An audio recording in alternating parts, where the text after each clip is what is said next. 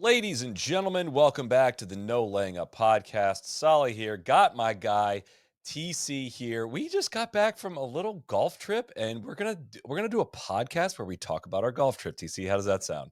Sounds great. I hope other people are as excited about it as I am because it was a glorious 4 or 5 days in the Carolinas. I can't believe this is still a real job that we've tricked people into listening to these kind of things. But man, we got so many, posted a few things along the way, got so many questions about some of the courses we played and kind of reactions to it. We said, well, hey, we got a podcast. Might as well dump our thoughts and debates and all those things on there, which we'll get to all that in a second. But I want to give a shout out to our friends at Rhoback. You all know Rhoback, best fit, best feel. It's that time of year. It's azalea season. The azalea collection is launched. It's bigger and it's better than ever. They got new hoodies the one I'm wearing right now, this kind of like pinkish, orangish, just very spring colors. I love this one. They got new Q-zips, which I can't wear two things at once, but I'm absolutely in love with this Little white, block green. colors. Yeah, this is not like my style, but I think I can pull that one off. Like I'm really Yeah. excited for that one. They got polos. They got your favorite azalea shirt. It's back for a limited time in multiple new colorways. It's one of our favorite collections of the year. It's got just great designs, colors. It's all, and the fact that it's of course only available for a limited time.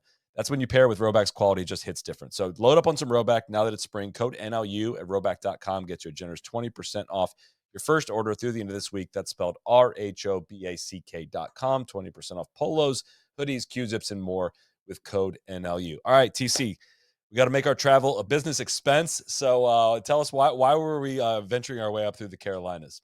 Well, ostensibly we had to be in Pinehurst on Thursday afternoon for the start of our Donnybrook event, which meant that of course we had to leave Tuesday morning to ensure that we got up there on time and checked out a few things along the way, but so we could make this into a business trip for you, get you playing a little bit of Well, golf, yeah, and we dust some we dust did a some pod cobwebs off. to start the Yeah, year to made a bunch of goals of courses we wanted to play in 2025 with kind of the mindset of we got a ton of great feedback on that, which was I guess a treat and a surprise. Got a ton of great invites and just kind of welcomes to a lot of places which and is all not that. why we did it, It's but not, but it might be why we keep doing it. But it was a great exactly. A offshoot lot of of that. generous, really like just magnanimous people out there. So Well, thank you. just yeah, the spirit, the kind of the spirit and of golf shined through in a lot of that, and it inspired us to get out and tack on a little something onto a trip and make sure we saw some places. One of the places I wanted to see that was within driving distance is the Tree Farm, which we'll talk about. That was the first place we went to. You also mentioned another course near their Camden Country Club. Which is Yeah, the second course we played, and we'll get to that. And then we visited another course in that same region, kind of the Columbia region, which is turning into just a massive hub for South Carolina golf, if you will. Broomsedge, which kind of melted my brain a little bit, and I'm trying not to overreact to that one. And then finally made our way up to Pinehurst, played Pinehurst number 10 and Pinehurst number 2. We also went around the cradle in pouring rain. But those are the kind of the 5 courses we are going to highlight in this episode. Got a lot of questions about the Tree Farm, of which TC, benevolent TC, is of course a member and had me out for the first time. For those that aren't familiar with what the Tree Farm is, where it is, kind of what, everything you can tell us about it. What can you tell us about Tree Farm as a bit of an intro? yeah. It's about 25-30 minutes northeast of Aiken, kind of right along the interstate there between Aiken and Columbia. It's a Kai Golby, Zach Blair, Tom Doak Collab. collab. Yeah, it's kind of great piece of land, sprawling piece of property. Used to be a tree farm, hence the name. And yeah, it's stay and play. It's kind of modeled on the Hoopy kind of, lunch to lunch kind of model. Lodging just opened up in like basically last fall. The storm going through there kind of delayed things a bit. So it finally opened last fall.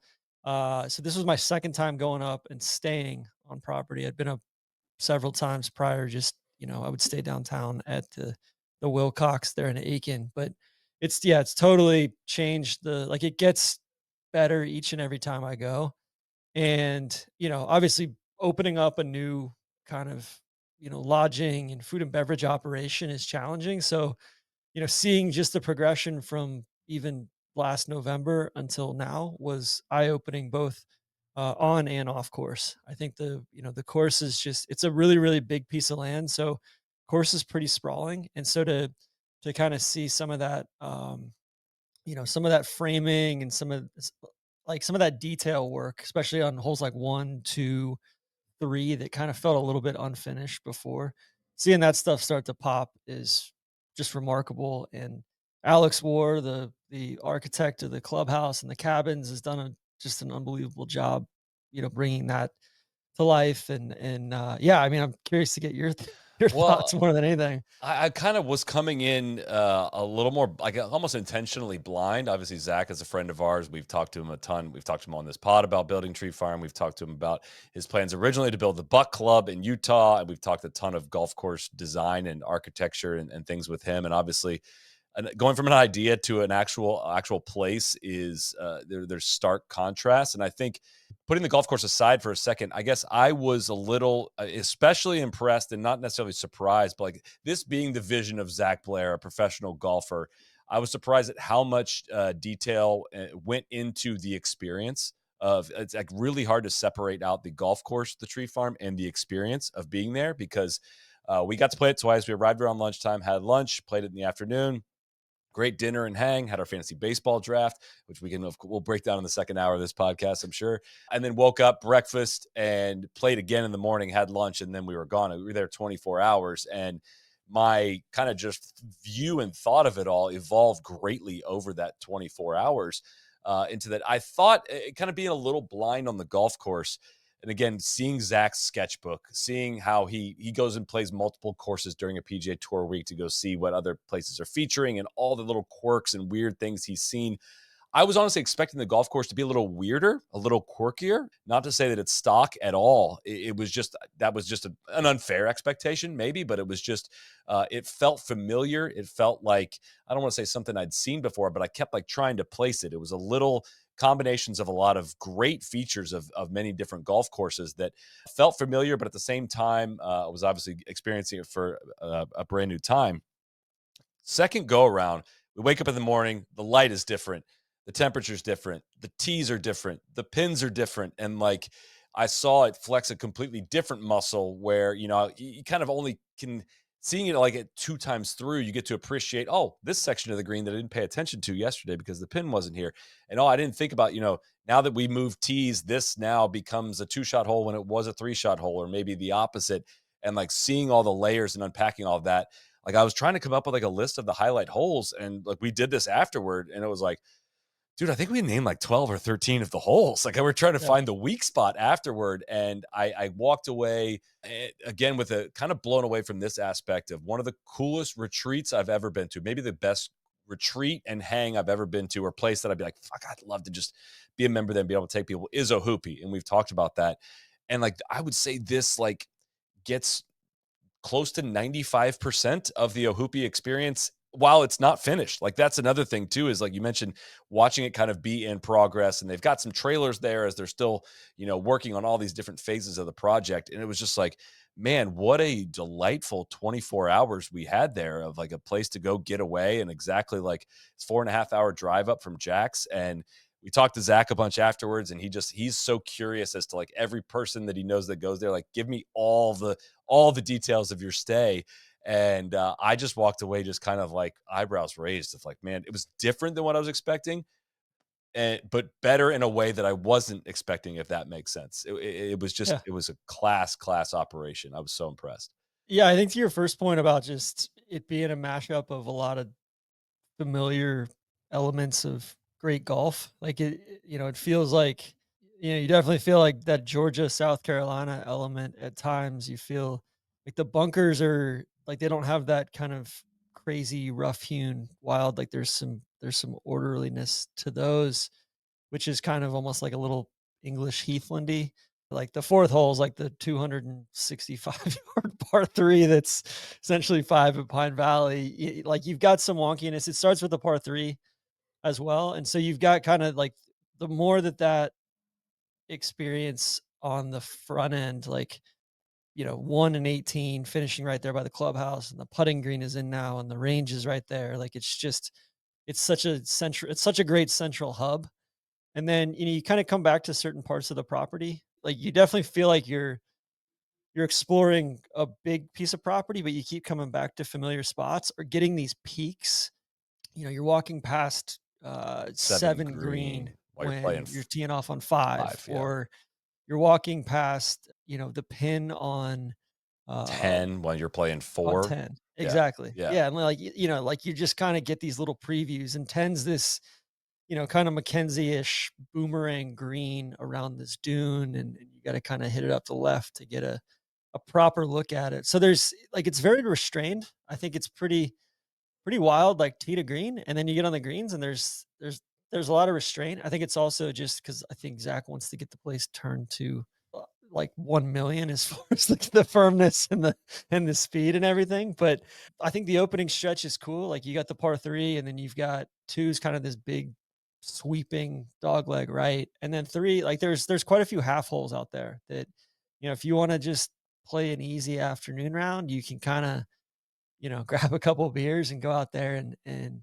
play from up tees or whatever. But then you can really challenge yourself and turn a hole like three into a 490, 500-yard par four, So basically. usually half holes means half on the easy side. They were like half on the hard side in terms of Yeah, like a par 4.5. 4 is a par 3.5. I mean, we played it from the yeah, back tee the second go round. It was driver for both of us, but like it is awesome golf land. I mean, it is just so much really fun land movement. Like that, it feels dramatic and it feels like it's real. You're really out there exploring, but it's not too hard of a walk at all, and it's not silly mountain golf at all either. It's just a great levels of elevation change. To your point, you kind of, I don't know if I off the top of my head, I couldn't think of a place that like revolves around its clubhouse as well as this place does. Like you just, that 18 green is right there, one tee, and that back patio faces that. It's like a perfect heckle deck, and then you just kind of keep coming back, to like you said, to these little points. Like you see the 12th green as you're driving in, and you just, I don't know. It has these little zigzags and stuff that I don't really pay that much attention to routing. I hear like real architecture nerds really geek out over routing. I never pay that much attention, but weirdly, this place, like the route made a ton of sense to me, and it added to the overall experience. I think because yeah. I definitely agree. I think to your point about the half holes, like I would say 18's a half hole on the that's a easy half on the side, good side. Yeah. right? And then like 16's this. It's kind of the signature par five. You've got this punch bowl green, and I think that one plays much better as like a from the mid tees or from the up tees as a very reachable par five into this punch bowl green, and you're hoping to make a three or a four there. Versus, I feel like from the back tees, like everybody's kind of trying to lay up to the same spot, and it's not really realistic to get there.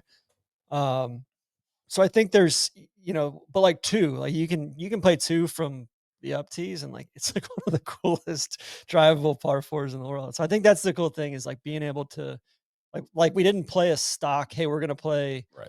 from the Blues today, then we're gonna play the Tree Monsters tomorrow. It was kind of like trying to give you a little ebb and flow for, hey, here's my favorite, here's some of my favorite tees that we're gonna play today, and then we'll play some stock tees as well. So you just know how the hole is kind of intended to play, and then we can change those up tomorrow so that you get kind of the full experience, and can kind of compare and contrast.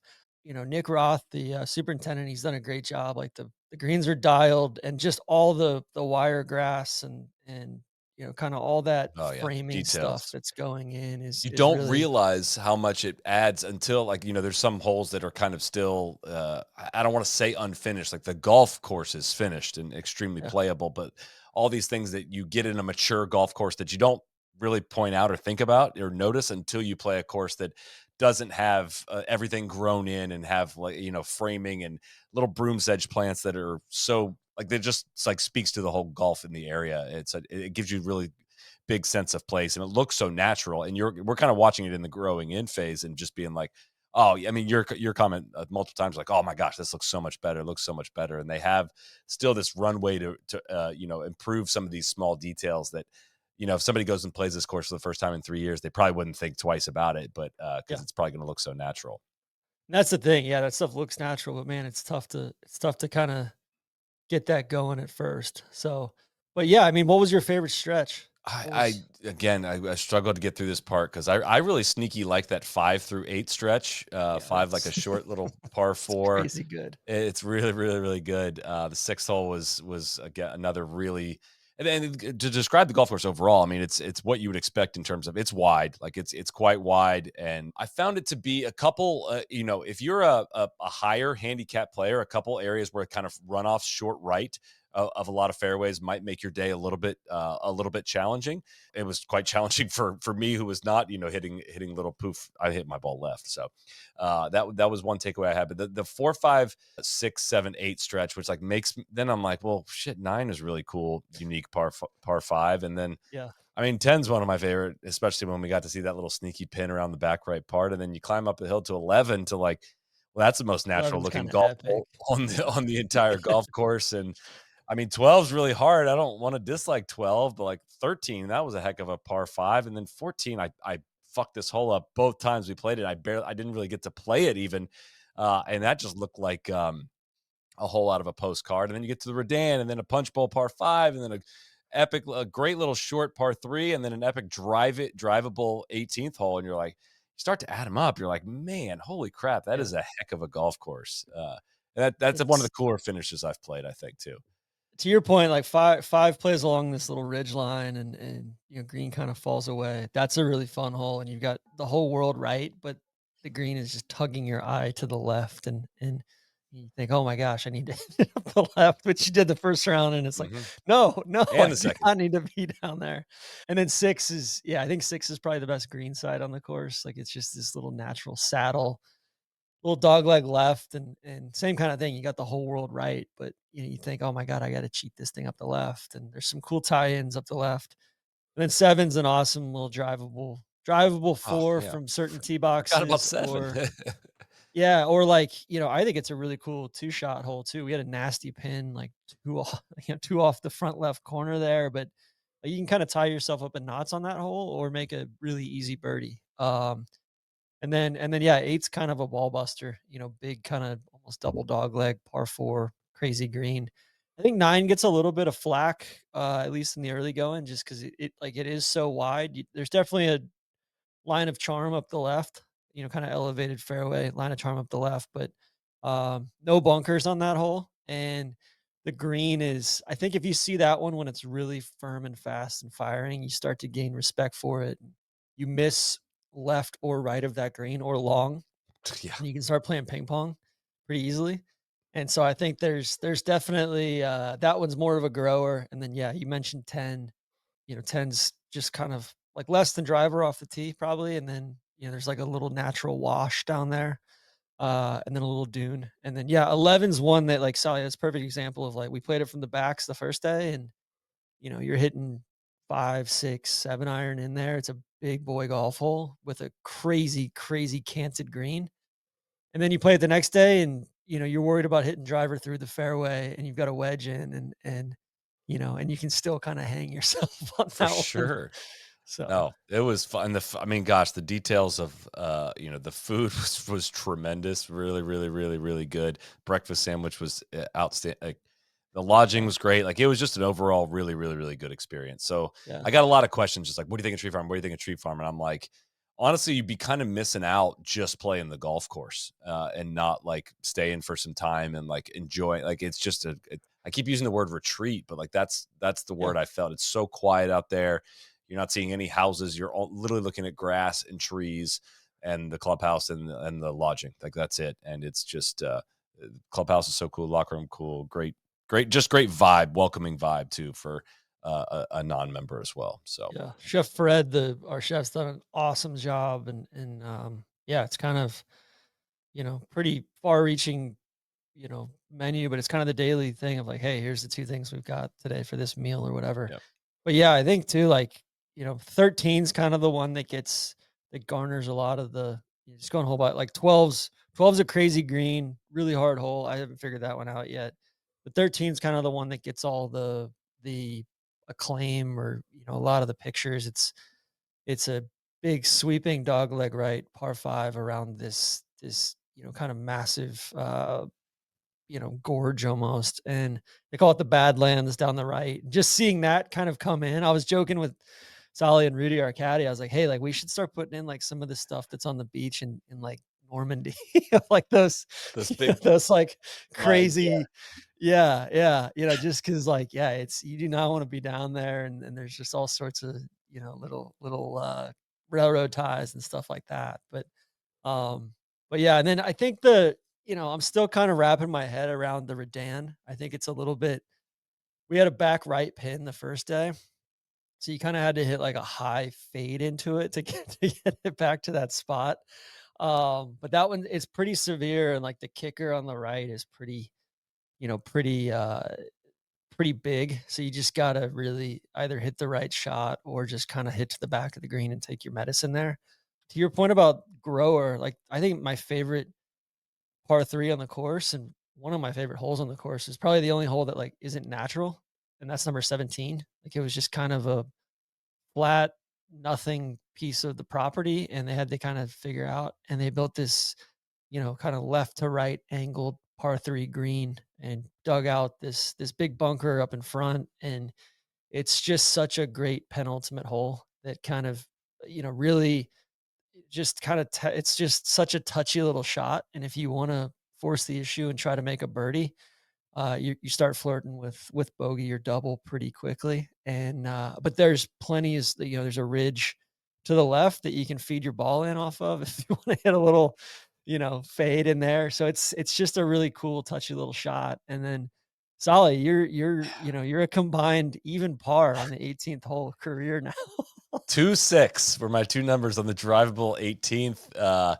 So it's we played it about what 265 day 1. I think we were probably like 240 or something day 2, even we moved up even farther. But it's this the kind of a little boomerang green. Like there's a front right part, the boomerangs to the back left, and then also on that right part near the middle part is an upper tier. So it's kind of this one little special part of it that I mean, you could play that hole 4 different pin positions, and it could, in theory, take 4 different strategies. We kind of played it from a drivable distance because that's the most fun. But like where you would want to drive it to that pin that we played day 1 might be it was very different than where you wanted to drive it for day 2. And it was like it was not a good 3-wood distance. I hit this little like punch cut driver that needed to like steer into the slope that kicks right to left and like take the slope up to that top right tier.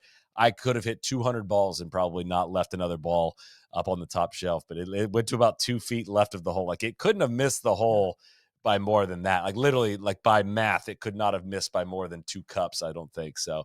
How cool would that have been to see, for you to have confirmed that I have a par 4 ace with Yeah. that one. Well, and for you to have seen it I go know. in too, because you Yeah, didn't we could see your actually first see one that go one, in. but Yeah. But yeah, uh, I think it's such a cool finishing hole, and, like, there's big Adirondack chairs oh, above it, and you can see it from, you can see it from basically every spot in the dining room, and it's like your eye is just naturally drawn to that green especially, but, yeah, I think I don't know, just yeah, congrats to everybody. I mean, it's the first place I've ever, like it's, like, pretty meaningful for me because it's the first golf club I've ever joined before. Like I wrote a check and like my wife was like, "Hey, you're joining a golf club like 4 hours away. Like, is huh? this, and I was like, "Yeah, like I believe in Zach and his vision and Alex and Drew and basically everybody that's involved." And so to see it come to fruition is really, really cool. And then basically to be able to see a golf course, like I was out there with Zach a few times prior to even the routing being done and just hitting golf balls through the woods or going out with a rangefinder. I lost one of our drones there. I ran it into a tree. Just, You seeing never it at pointed out which various tree that was. it was We were left gonna of 2 green. But yeah, okay. I mean, just seeing it in various stages of, from a true just piece of forest to what it is now is pretty remarkable. So yeah, and Drew King, the head pro who came from a hoopy, he's created such a great environment. I think it blends the kind of, having fun and the competitive element of the sport pretty perfectly. You can kind of choose your own adventure out there. And yeah, so yeah, just glad you got to see it and, Yeah. and can't Thank wait to you. bring the rest of the squad. We're gonna put So out if I ever get to it, we're gonna make a little Instagram reel just with some highlights of the day as yeah. well. We're putting some And clips in here in the YouTube version of this podcast as well for some of the great holes. showers too. I'd be Great remiss if I showers, great yeah. experience. It's just fantastic. So next up was a place I admit I had not ever heard of. I had never heard of Camden, South Carolina. Was not familiar. You, I believe, had this as a mention on our courses to play in 2025. That was Camden Yeah. Country Club. What intrigued you about this place, and tell us about it? Yeah, I think I'd mentioned Broomsedge as well on there, but I just kinda went down the wormhole of, like, Central South Carolina and just wanted to see kind of where else there was, and people like, I just through the grapevine, I'd kept hearing about this Camden Country Club place. Hey, you gotta see it. It's like granted, I would say if I was to sum it up, it's like if Palmetto and Aiken Golf Club had a baby. Like, it was, like, just a wildly it was, I guess, originally laid out by Walter Travis. It's right along the train line, similar to Aiken Golf Club. You know, kind of it was a stopping point for, a lot of wealthy Northeasterners on their way down to Florida for the winter.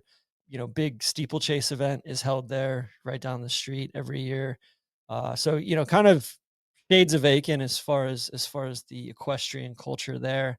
Nice little downtown. We had an awesome little Mexican dinner downtown there. But yeah, so Walter Travis laid out the golf course initially, and so there's still some little spots or some little markers where you see, some of those green sites or whatever. But Ross came in and kind of really reworked the whole place, and yeah, it lived up to everything I hoped it would be and more. I texted Zach afterwards. I texted a bunch of people. I was like, "Yo, you gotta go see this place.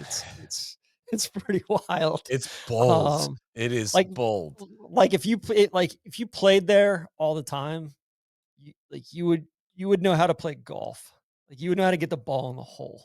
It kinda gets off to a pretty, just a pretty standard start. Well, first of One all, and it's 6,300 yards from the back yeah. tees. Typical, but like I have played enough of these Donald Ross 6,300 yarders to like my You're radar like, was "Oh, I up see before I what's even going got on there. here." I did not think this was going to be a walk in the park. They always get you with like a massive par three in there. They have ways. He has a way of making 6,300 yards feel super long and super challenging. And the greens reminded me of Palatka in Florida in terms of like the small shape of them. Very, very different condition than the greens in Palatka. Like greens in Palatka are sixes or sevens on the stimp. Like they're comically slow. These were regular speed greens, but also with like a Pinehurst 3 tilt to them, to the point I think at one point I said, "It's not the hardest course I've ever played, but I think it's the meanest." It was the meanest I've seen of just like, you gotta get the ball into the right part of the green if you want this ball to stay here, and it's probably not going to. And Yeah. you can do it, like, you can totally do it, but it's just gonna be very, very mean to you if you're even fractionally off. Yeah, it's, wall to wall Bermuda. I think they've had some big, like I think there's 4 ball qualifiers there. They do like a lot of state events. I think they had a lot of money games back in the day, especially too. They had all sorts of fun stuff up on the walls of the clubhouse. Even just like great clubhouse of like Oh, you so go awesome. upstairs and like big ass room with a flat top grill and all sorts of card tables, and it's just nothing pretentious about it. It's a golf club, and man, it's. But yeah, like you really get started. I think, two is kind of a crazy little par three down the hill. Three's a big par five up over this hill, and it really got started at four, in my opinion. Like four was a just a dope, par four along the property line, and then five was five the one that like Oh, we like I so it was like a middle pin. I landed it right, like right of the stick, and I still rolled off the left side of the green. And then I tried to hit the exact same shot I was trying to hit again. Uh, and sure enough, same deal. Rolled off the left side of the green into the bunker. Like it had to have been like a 5 or 6% slope on that entire left side of the green. was it But too then much at again, times? no, because I felt like, all right, if you played there, like that like anything beyond the pin is. It's too much for a first timer. Like, I think honestly, I dig that of like, hey, this is a local members no, no, no, I club, agree. and Oh, I yeah, totally agree. It's not our I place. was like, "This is fucking sick." I Like, was like, "Fuck, I want." All right, now that I've seen the green, let me yeah, go back. I want to go back and play it again because now I yeah, know. and it's like a 320-yard hole Yeah, too, But like, he was saying like how they've had a bunch of college kids come out, or and like they all want to hit driver, and then I'm like, no, like I see what's going on. Like I'm gonna hit a 5 iron off this tee and be in position in the middle of the It fairway. was also hard to go to, like, a narrow golf course after playing Tree Farm. I mean, it Yes, was just like your eyesight is just like, "Whoa," it's like taking a weighted bat off you're swinging a which weighted bat. weirdly, like I feel like I was just driving it up a gnat's ass at the tree farm. Like I was like, all right, like I'm hitting my spots. I'm putting well. My wedges feel great. You would worked with me on some of the Joe Mayo We stuff, solved your which chipping is in I said 8 minutes, I think it took 90 seconds, and we solved your yeah, chipping. yeah. There's some bad stuff kind of rearing its head again, or there's some We'll kind get of there. trough of disillusionment It's all there that set up. I'm It's all set up. yeah, Yeah. yeah. But yeah, no, that was kind of the 5 was kind of the welcome to Camden deal. Which, yeah, 6th is an uphill long par 3, that hole I was telling you 330. about, which used to be an uphill par 4, and they have, like, a little cool sign that showed where the Walter Travis Green was, and then 7 is this, like, 90-degree dogleg right par 5, with just, again, another diabolical green, and it hits really hard. 8 was a cool par 3, 9, another cool par 4, and then the back 9 is a totally different character. The routing has changed a bunch, over the years. We got this awesome light you cross over to the train tracks to play the 13th hole, a par 5, which is really cool up against the boundary line. And that's where we kind of learned some of the history of like, yeah, it was a golf course for the wealthy people that would stop over in Camden, stay in the hotel there. There was an old hotel that I guess is no longer there, but right near the train tracks. That it's like the perfect halfway point between New York and Miami. And I was like, that oh, that shit like that. I love that. I mean, why was Donald Ross here? At that age, it's like, well, probably because there's a train track nearby. That's usually the answer. And that kind of tie to history was really freaking cool. Yeah, and you look over and you see a big long horse track there to the right. But like, yeah, uh 12 was that par 3. Like I think they're gonna do a bunker renovation and they've taken out a ton of trees. Yeah. Like you want to talk about just making incremental improvements to your golf course over a span of however long. We talked to the pro for a little bit and he was like, yeah, like we've just been kind of catching up on deferred maintenance and just dusting this place off and kind of polishing it up and just goes to show you like you don't have to do it all at once or do something that it costs $6 million or whatever. It's just Or hire a slowly but fancy surely. architect or any of Yeah, that. It yeah, but yeah, that stretch like 13 into 14, and then even that like little par 3 up the hill 16. I mean that hole was so hard. Like I was in that front right bunker. I was like, I'm not. There's no chance. I'm playing. Like my swing feels awesome. There's no chance I'm making par. It um, was a tough. I would like to play that as our first 18 of the day. I don't think I was ready for the fight on that evening as kind of a quick loop around and everything. yeah. But that was. There's I'm glad juniors you went. out playing behind us, and No yeah, idea we they're in the stayed at best days of their lives. yeah, we stayed at this little kind of like social club, right next door. I think it was what the Spring Hill Club, I think, in a little cottage that was like straight out of, Butler Cabin kind of stuff. It I think was I hit the cottage when we were playing the fourth hole. We heard a big yeah. loud bang when I hooked one. I'm almost certain that's exactly the one we were staying in. So that was what Wednesday. Wednesday afternoon we played Camden Country Club, and then yeah, Thursday morning woke up and drove a little bit northeastward, and like Camden's what 40 minutes outside of Columbia, and drove a little bit northeastward to Broomsedge, which is about 15-20 minutes away. Yeah, which Broomsedge, you may have seen pictures of it on social media. They're known for, I guess, at this point, the flags, the pin On my flags hat, or so. yeah, Yeah, TC's wearing the hat. Like it's an extremely cool feature of they actually have like Broomsedge is a plant if you're unfamiliar with that, and they have like Broomsedge leaves at the top of the flags. Like it looks like a broom, essentially the very top. Which I had seen that on social media immediately, I was kind of like, oh, cool. Like, might be a gimmick. Like, I had no idea if the golf course is cool, but like they got this detail right. That's really cool.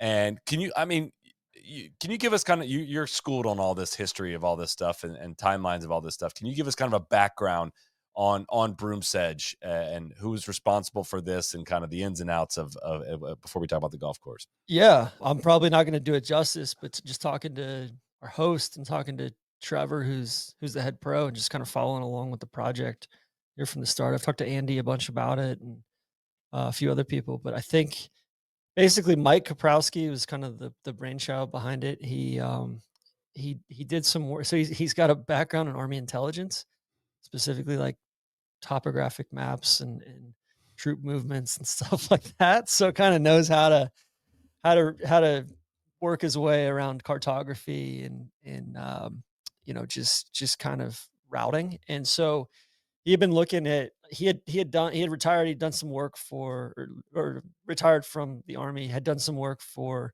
Kyle Franz down at Cabot Citrus Farms, and just kind of aspiring architect, or architect in his own right, and wanted to build his own course. So he kind of been scouting just various plots of land, assuming all over the southeast, and found this place. It was, I think, like landforsale.com. Exactly. And it's a really, really it's a unbelievable piece of property. You're kind of driving in and you're like, man, where are we going? I believe there's an Air Force base right nearby, but otherwise it's pretty much just kind of farmland and timberland. Yeah, much different from it. Like, I really appreciated it because it's such a different take on everything. Like, Tree Farm felt very familiar. This felt, Broomsedge felt more like Cow Club for me than, or, like certain, it was just wildly different from a lot of the stuff I've played in the Southeast. And, Yeah. in certain spots, like it feels like a really big, bold piece of land when you're on the back nine. But then you realize it's only a couple hundred acres, and like it's a very small piece of property that they wrought the exact, that the most out of. Like, they just derived the most value out of this land.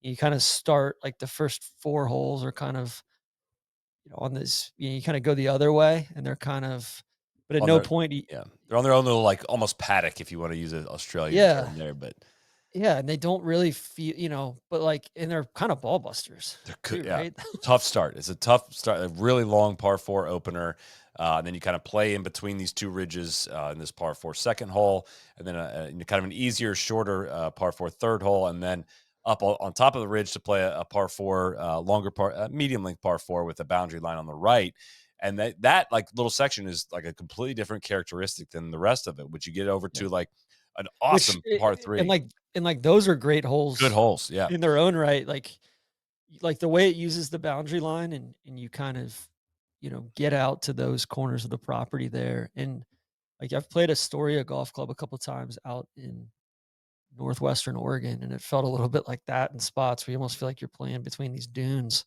But like, you could, like, it was kind of an introduction into, like, all right, you need to bounce the ball up, or you need to land it on the front of some of these greens, because it's, there's a lot Windy. going on off the tee. There's so much stuff catching your eye.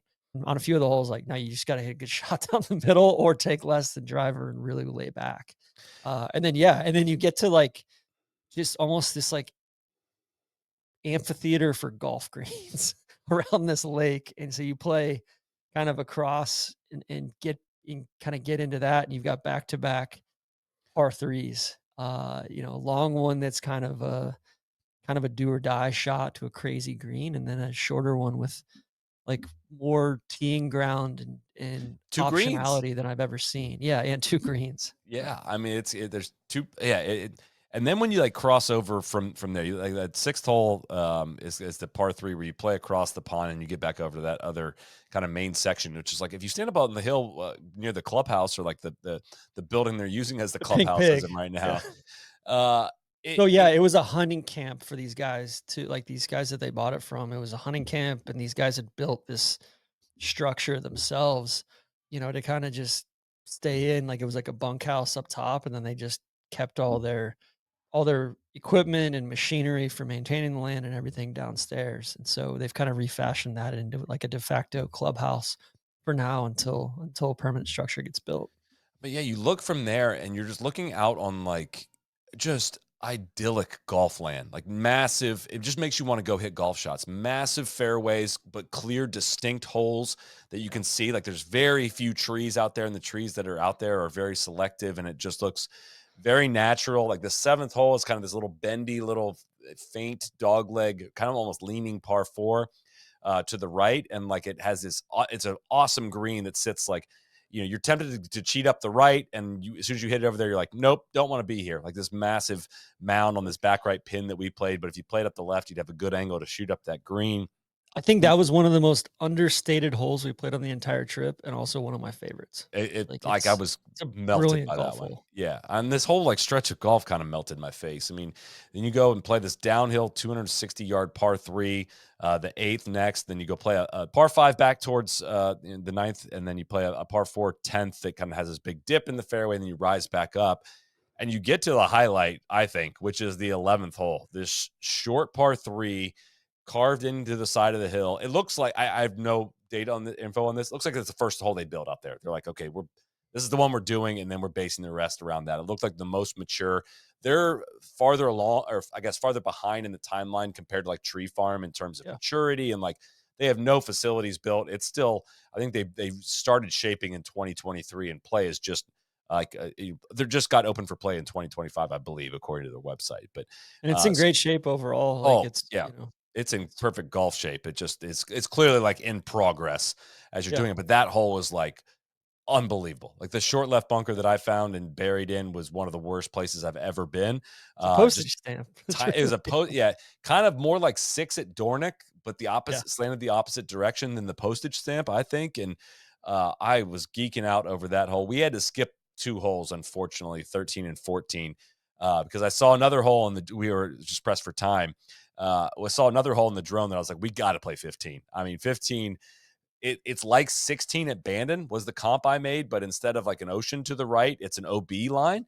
And it gives you all the room in the world left, but the farther left you play, the more you're coming at the OB line that frames the right side of the hole with your second shot. It's a short four that, you got to take that on at some point. And I want to play that hole like 20 times because you put an OB stake right next to a green. Usually I'm going to complain about it, but this was such a brilliant use. Reminded me of like the second hole at Talking Stick, the Core Yeah. Crenshaw hole that kind of uses that's a par five, but like the whole aspect is to use that boundary line, and that was just Kind of road awesome. hole-ish too in Yeah, spots, where good point. you got the OB all up the right, and you can bail out left all day long, but at some point you're gonna have Got to to hit a take it on. shot, you know? Yeah, I mean, solid to your point, like that stretch from 7 through 11, 12, 13, I mean, it's just straight bangers. But like even looking at, you tee off back towards the clubhouse on 9, and you can see kind of, it's almost like a Dali painting where like the fairway is just falling off the side of this hillside into this bunker. And there's a ton of bunkers. Like they've got, like there's not that many bunkers at Tree Farm. There's, a couple dozen. There's like hundreds of bunkers at Broomsedge. So, like they're still kind of figuring out which one, filling some of them in, and kind of figuring out, hey, which ones are going to be natural, or which ones are going to be more of a kind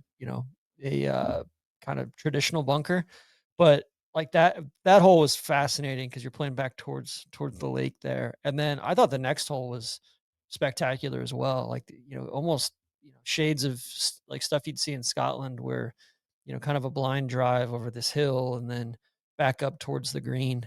That hole, and then yeah, obviously the par three, and then I thought the par four after the par three, the 12th hole, was fantastic as well. Just really great, like natural fairway, and then you kind of head back towards one of the other corners of the property. Like it's one of the things I love about Kingston Heath. It's one of the things I love about, um, like, I'm trying to think, like, Lytham does this really well. Like I like pieces of golf land that like maximize everything that's there, and they get out to every square inch of the property. Yeah, And yeah, 13 and 14 look cool, kind of back and forth there. And then yeah, and then it's a pretty rousing finish too.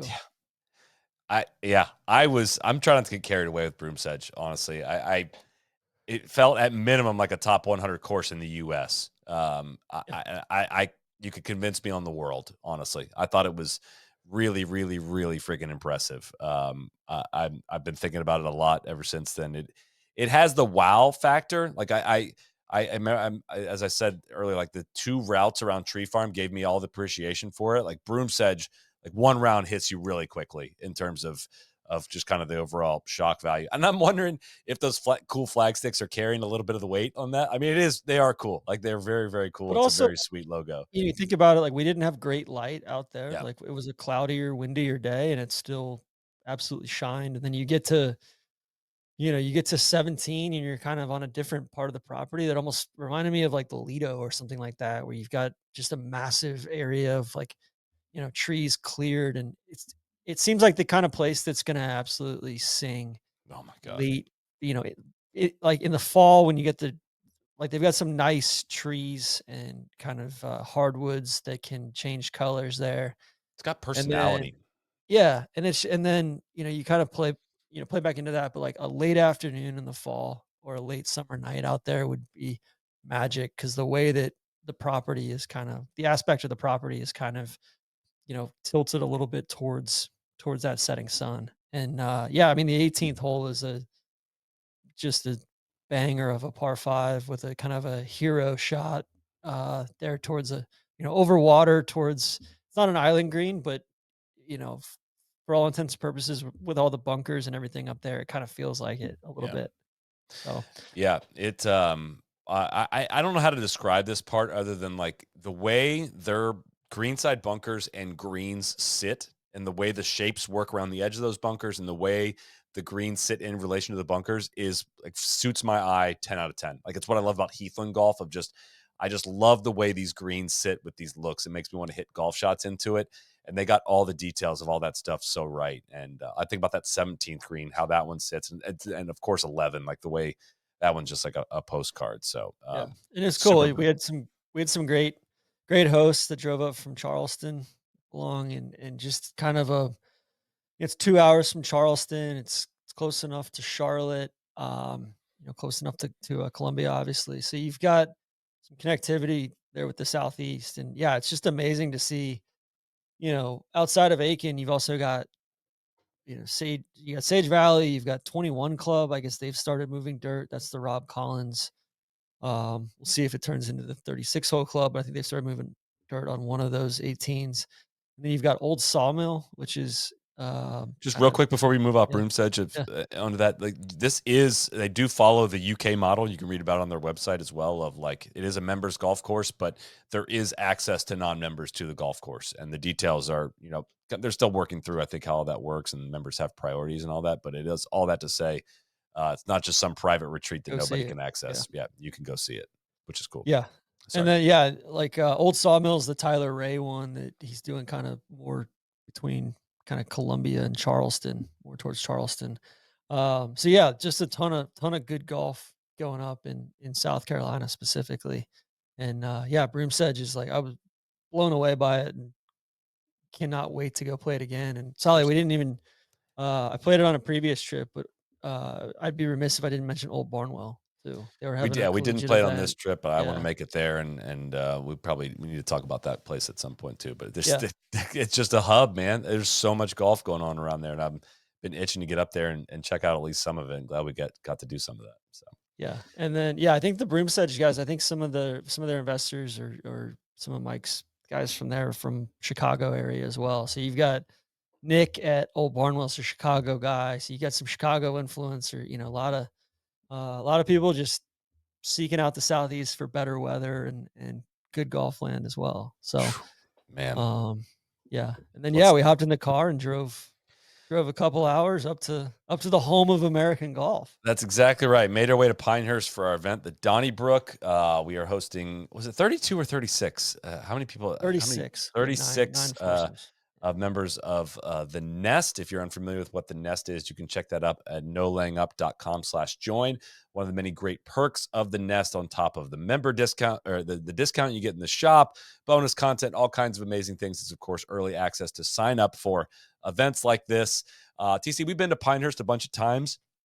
I don't want to say we are spoiled, but I don't want to say like it's never lost on me. But I just was so thrilled to hear so many people, one that had never been to Pinehurst as part of this trip, get to fulfill this kind of dream of getting there and playing it. And the reactions of some people, especially sitting around with dinner afterwards, to say like, yeah, Pinehurst 2 was the most fun I've ever had playing golf. Was like that was super rewarding, of like getting to do that with a few of our members that had not been there and experienced it, and kind of had that reaction of again, we're spoiled and we get to see a lot of these places, but like truly like walk where legends have walked and where the U.S. Open is held. It was just really, really freaking cool. So Amen. Some of the worst weather I've ever played a par 3 course in. yeah, we could have done without the weather that we got on the Cradle, of course, the par three course. But So I didn't pack any of my rain gear. Forecast looked awesome. We get out there and I'm wearing shorts and a polo, and I'm like, "All right, shit, just buckle up, like, yeah, gotta." that And was a then bad rain too. There's some golf rains that can be kind of yeah, pleasant. You just kind of tough it out. That was tough. That did not yeah. go over well. But Great, I birdied 2 out of the first 4 holes on the Cradle, and I'm like, "Oh my god, am I gonna is TC gonna back? play well on the Cradle here?" And then kinda ran out of gas on 7 and 8, um, but yeah, yeah, great group, and then, yeah, getting to play 10 again was So awesome. the itinerary was Pinehurst 10 and Pinehurst 2, and 10 was the first one up on the itinerary. This was my first time seeing it, first time ever being there. What was your reaction the first time you saw Pinehurst 10, and what was your reaction the second time? We got kind of a cool day, a little windy, tough wind direction that we played it in. Yeah. Opinions are mixed on this golf course. I net out very clearly on one side, but I'm curious kind of your evolution of your. I really like it. I think it's unequivocally the number 2 best golf course at Pinehurst. I I think agree. it's number 1 and then a big gap, but I think this one I prefer it to number 4, 7 days a week. I mean, there's just more going on there. Like I saw it maybe 16, 18 months ago when it was like not even open yet, and we kind of some preview play. So seeing it a little bit more grown in and a little, some of that same thing at Tree Farm, right? Some of that those that framing is complete, or more of kind of the wiregrass and the sedge, going in really helps your eye and kind of gives you more depth and context. It's not a very lovable golf course. Like it's not That's very, fair. very touchy feely. First couple holes, like they're good hole. They're not bad holes, but I think it really gets, and then like three is a great par five. And then it really gets started kind of after that. I think like you really get into the meat of the golf course four, but really, seven, eight onward. Biggest thing for me is just like being able to go to another campus of sorts at Pinehurst and just almost like exhale a little bit. There's just so much going on over there at that 1 through 4 clubhouse with Thistle Do and the Cradle and the Deuce and it just like it's just like golf's national park a little bit. I Yeah. think we've called it before of like it's just so many people and it's fun and really really social, but I think sometimes you just kind of want to like take a breath and get out into nature and feel like you're in the woods or you're at a little retreat here or there. So I think, they're still building in the clubhouse and kind of the lodging over there, but based on the looks of it, just, they're off 1 and 18. That campus with 10, 11, and then I think an eventual, short course or putting course or something like that'll be freaking awesome over there. And it looks like they're kind of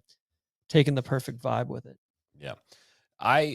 So it was voted the best new course in 2024 by Sports Illustrated, and again, kind of how I've maybe felt going into Tree Farm. I've played a lot of Tom Doak golf courses. I've played a lot of resort golf courses in general. A special made one. I had an image in my head of what it would be like, and it was different than what I expected. It was very clearly defined holes and in very like clear natural settings for holes, and I think I was expecting more of a wide open feel to it, which I actually really liked. Like how natural the golf holes looked. It just didn't feel brand new to me. I mean, I know Mhm. at the clubhouse with a lot of noise going on and in the facilities going in, yes, it did. But once you got out there, it did not feel. It felt like it had been there a long time, which I think is a great compliment to it. And it was hard. Like a lot of the feedback we got from the group, the scores were high and it was challenging. I think they could probably. Northwest wind, Yeah, the like, wind direction yeah. was really difficult. Some of the par fours were like lumber par fours. Pars are relevant, I know, but it wears on your psyche a little bit. I know to take head covers off to get into some of these par fours, but it it it was a stern, proper test. The wind did whip out there a little bit, and it was the opposite direction of what it would typically expect, and it made the course play that much harder. But I don't know, man. It was really fully grown in. It felt very mature. It felt like a fun challenge. I had a great time on it. I really, really enjoyed being out there. It was a great walk. It beat you up a little bit. Like it's a long walk and one of the harder walks, and it just didn't until we got to 11. I felt no mean spiritedness from Doak. Like there was none of it that was just like, "Fuck you, man!" Like what are we doing here? Until we got to 11, which is this par three that left of the green is like this drop off that you can't even imagine into these bunkers that like you end up on like these down slopes of these bunkers hitting to this surface like 15 feet above you. I'm maybe only exaggerating the footage of that a little bit. Could have been a really cool hole at like 110 yards. We played like 185 It back still into the could wind. be, Yeah. right? It's Yeah. All that to yeah. say, I think that so it's like 6,400 yards from the white tees, par 70, which is too much golf course for a par 70. Like for Pinehurst too, they'll play a par For like a 72. 10 handicap Yeah, or 12 handicap, yeah. yeah, like the white tee should be like 6,000 yards for par 70. I mean, just like by math, that's equivalent to like a 6,700 yard par 72. You take a par three and make it a par five, and that kind of changes that outlook. All that to say, it played long. Like it was a bigger golf course than maybe it needed to be. Just like people, I didn't know what tees to pick. Nobody really knows what tees to pick. I think they could help people a little bit on that front. But that's like legit. That's me like reaching for a criticism because I would want to play 10 immediately again over four.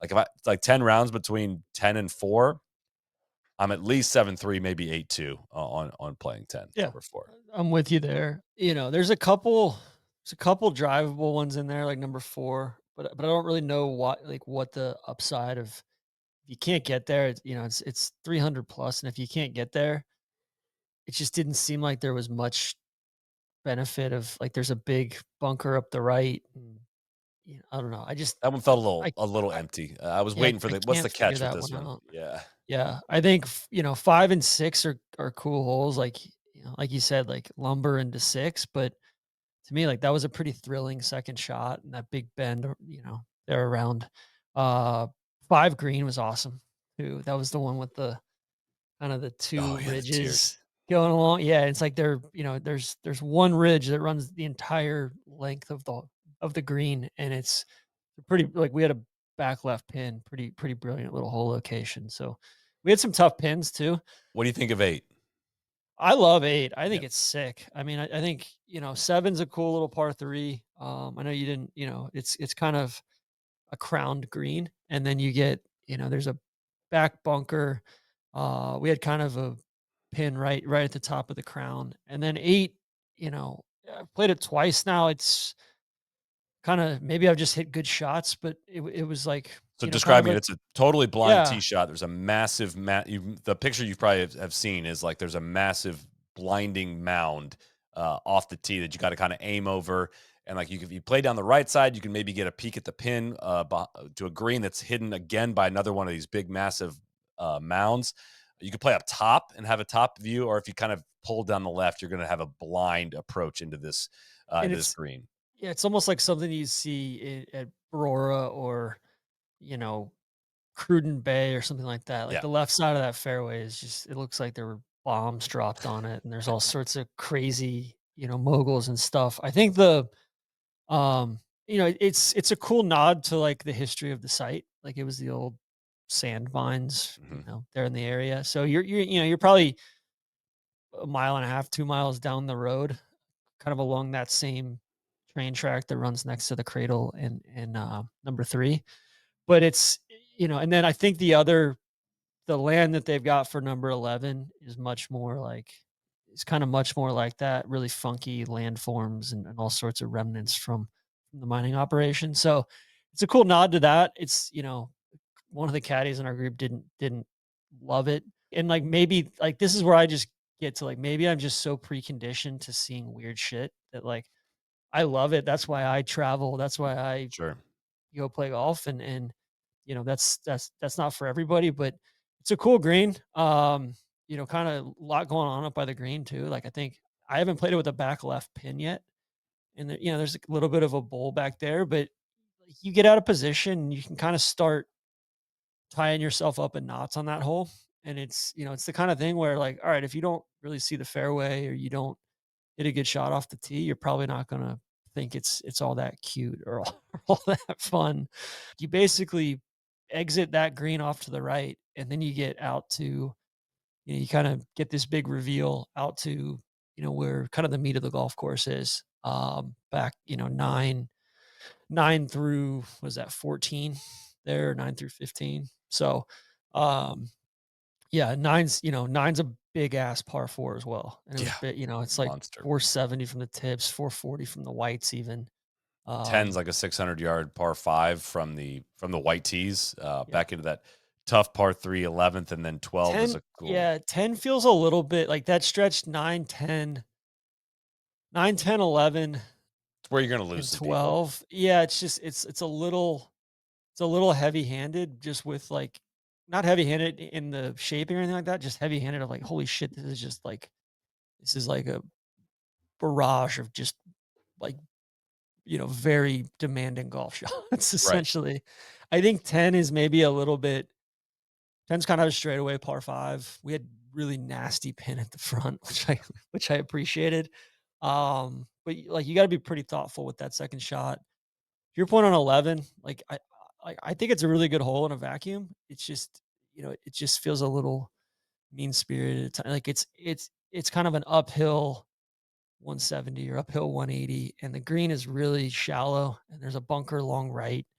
And if you get in that bunker long right and, you know, don't clip it right, the green's feeding away from you and you're down the left and like you're picking up essentially. Yeah. Um, A lot of X's on that hole.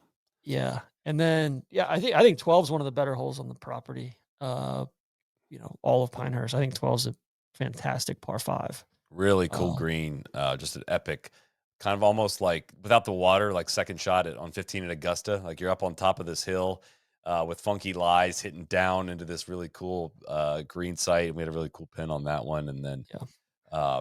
yeah, I don't know, man. I was impressed. I think it gets 2 thumbs up for me. And a lot of people are asking questions about it, and what we think. I think it's Yeah. not where I would go if you have a group of 4 15 handicappers. Might not be where you want to go. I think low handicaps are gonna love it Yeah, though. that might You be know? some low cap privilege a little bit Yeah. on it, And but it's the kind of thing too where like if you want to take a buddy's golf trip to Pinehurst, like in the the future years, like you could stay there and then parachute into number 2 or number 4 or number 3 or 8 and kind of parachute in over there, but your center of gravity is 10 and 11 once they build 11. yeah, But yeah, like earlier we mentioned 13. I think 13's a cool it's a really cool hole. It's just it feels stuck between like being a par 4 and a par 5. It's the features that like it looks straight away, but you got to play out to the right. And there's this big mound out to the right that you you know y- like you want to aim at it, you want to use it, but then it's like 20, 30 yards too far out to use it, and that was downwind even. Um, and then 14's like this crazy par 3 that feels more of like, oh man, like this would be like a really cool short 4 yeah. instead of That green's a little intense for how yeah. long that par 3 is as well. And then I think 16 is probably the best hole, if not, one of the best holes on on number 10. Just a long par 4, kind of along this ridge line. Great green.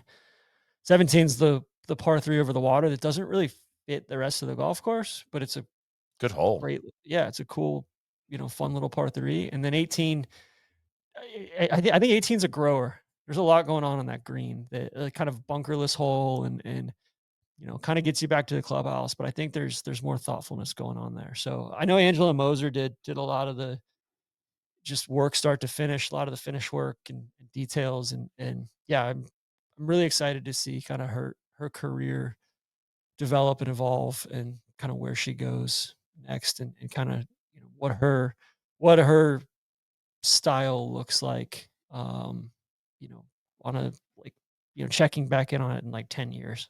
You know. Yeah. No, I want to go back. I want to go back and play it again. It was, a really fun test, and I think the 210 combo is a really good combo. Like you said, Yeah. getting away from the resort for a little bit, and I mean, 10 10 feels like tree farming spots Yeah. too, like, that's probably one of the comps. Like, that was kinda like, first time I played it, I was like, "Oh, this feels like tree farm," and it's maybe 6 to 8 months behind as far as the development and but it's like, I think to your point, like, credit to Pinehurst just for A, it's like the first new course that they've built in decades, but also, like, you know, for how mature it feels and how far along it feels this early in the game Oh, is pretty amen. remarkable. So I would definitely have it on your radar to check out if you are if you've been to Pinehurst before. It's one more reason to go back. And another great reason to go back is Pinehurst number two, which I honestly don't think we need to spend a lot of time on. We've talked about this course a lot over the course of the years. I've once called it my favorite golf course in America. I'd have to think on that a little more. We've gotten to play a lot more since then, but it's definitely in the top three. Like it's just, it's so much fun. I just freaking, I call it. It is definitely my favorite hard course in America. Like there's no more like U.S. Open level of golf course that is this fun to play. Like TPC Sawgrass is a great golf course. It's not like fun to play. Like it's a great challenge. This is like skiing a really. It's not even like a double black diamond. It's just like a really It's like the fun. back bowls Yeah, versus like, that's not Mowgli. like TPC Sawgrass is like, yeah, like, all right, cool. Like we're gonna be on double black moguls all day. And if you miss your spot on one of these holes, like, Your ACL's gone, maybe both of yeah, them. yeah. No, I mean, sorry, I still think I think it's the best public golf course in America. Oh, for Um, sure. That or that's Tory, kind yeah. of kind of what's that? Oh, that or Tory, but yeah. No, Um, it's incredible. It's worth the price of admission. Again, this might be my 6th or 7th time playing it, and we started on 10 and then we went over to the deuce for lunch and like you're looking at it again and you're like, fuck me, that looks amazing. Like we just got off the golf course and for as much play as that place gets, I mean, you're just sitting there and they're just churning people through it all day long.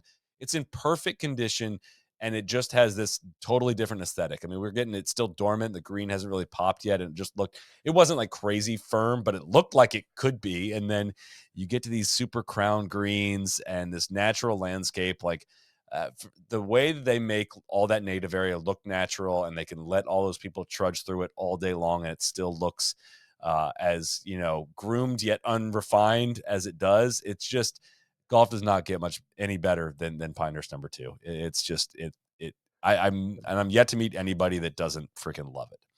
we started on the back nine, which I really dig. I think 10 through 12 is probably the weakest Yeah, stretch of holes, and then I'm always kind of, 1, 2, 3. Like, I mean, the front nine is like truly flawless, it's and like, awesome.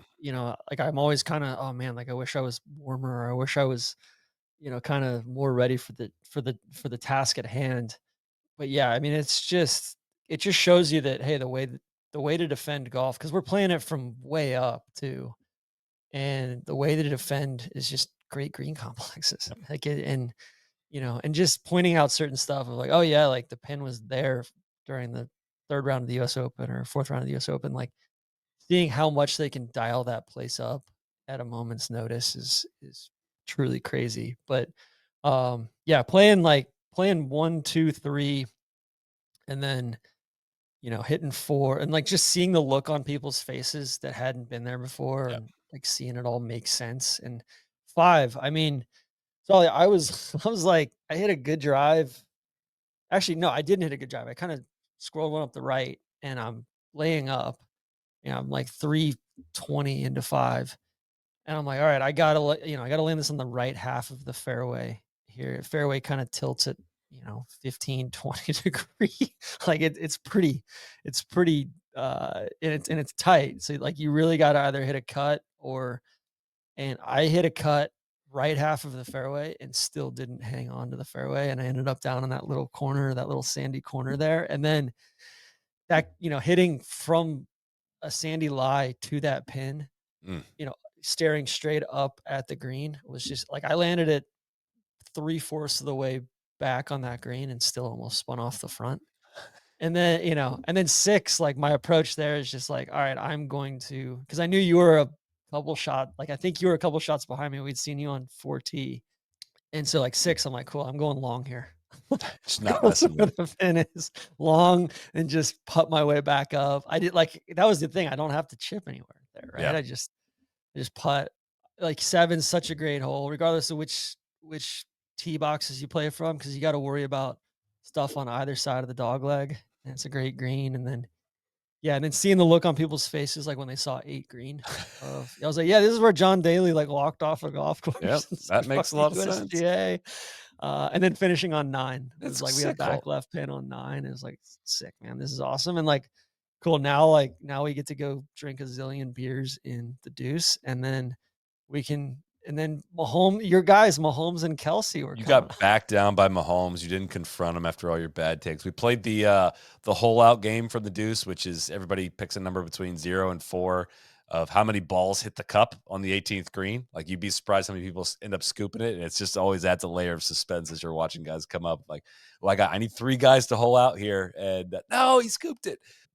Gosh, it's just a great scene. And then the Thistle do putting green right there, and it just continues to impress me, and I hope I get to go back in next year. You know So, what else? I liked staying at the Holiday Inn. We stayed at the mhm. Holiday Inn this time. We stayed at the Carolina. We stayed at the Manor before. I'd never stayed at the Holiday Inn. Awesome location, and like I don't know, it was just kind of breakfast. I thought was just as good in there, and yeah, cool little spot, great little bar. Enjoyed it. Great group, So great people. Shout out, of course, to Aaron Gregory, who runs our events, who does an awesome job as always. And we had people come in from multiple different countries for this little event, yeah, and everybody tacked on. A lot of people tacked on some golf. Some people went and played number 3 after we finished number 10, playing a little alt shot. Some people played Tobacco Road beforehand. Some people were hitting Southern Pines afterward. It's just an incredible area for golf. And man, TC, did it feel good to get out of the house a little bit and it's work for us. It's still a shitload of fun, and it was a great way to kick off the spring and kind of get golf season going here. So yeah, we got some bluebird days too. I yeah, mean, it was like nice. 3 out of 4 days of playing golf are just like cloudless blue sky, which mid March is always a bonus. So Amen. Amen. and you saw like people were dogging me a little bit for winning. Like, Neil said I won gross and net. The net was quota, so it wasn't just like I still like I met my like I was playing off like a 1.5 and I You met played really my good. You my played very nice. quota. You earned it. I'm not going to dog you It's for not anything. like Neil, I'm not sandbagging my way to victory All here. right, and you won the gross, which I'm not upset about at all, and I'm not losing sleep over that at all. But you won the putt off and everything. We got to do the Payne Stewart putt as part of our group as O- well, and Only what, raised two some money. makes? We had 2 makes in the dark. It was pretty difficult. We raised a bunch of money for the Evans Scholars. Just a great all around event. So I'm going to move us to wrap. We're trying to keep these episodes Yeah. tight, but fun to debrief and brain dump on the experience. And we'll have some stuff up on our socials as well. And if you listen to this in your car, check out the YouTube version as well. We're not gonna blanket this one with drone footage, but we're gonna get a few clips up there as well to support that as well. So Yeah. And we'll get some social stuff up too. amen. So TC, thank you for having me to your club and for showing me around and organizing all this. And can't wait to do it again next time. Thanks, Sally. Cheers.